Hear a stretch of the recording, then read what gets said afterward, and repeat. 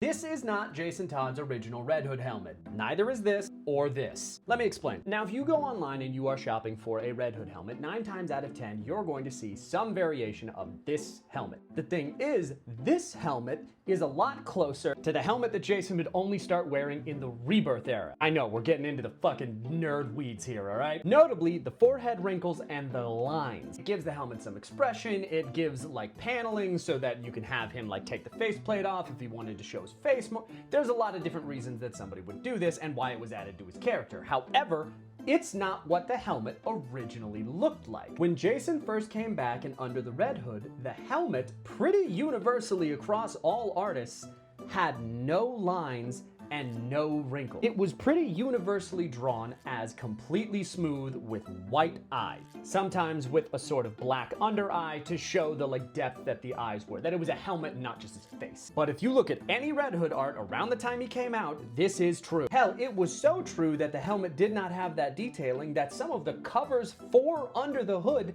don't even have eyes. But good fucking luck if you ever wanted to get one, because if you ever looked for a Red Hood helmet, most people aren't looking for this very specific era of Red Hood. I am not most people. So much like my beloved pill helmet, I said fuck it. And I made one. A huge shout out to Idiot's Armory over on Etsy for having already made the model, because, oh my god, you have no idea how much this means to me. Now, the real question, can I wear it? Yes, I can. Is it comfortable? Not really, no. Is it easy to get on?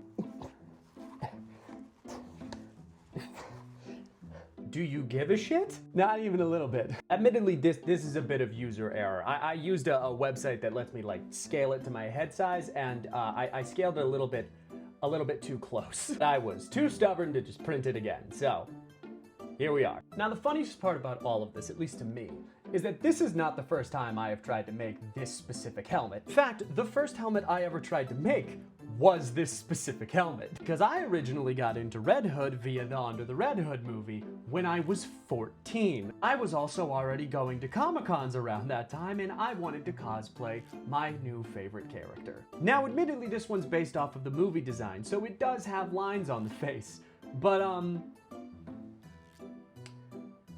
yeah. This bad boy is made out of fiberglass and Carbondo. It's, very even on both sides, as you can see. And ladies and gentlemen, this right here is the difference that 12 years and a wife who's willing to buy you a 3D printer can really make.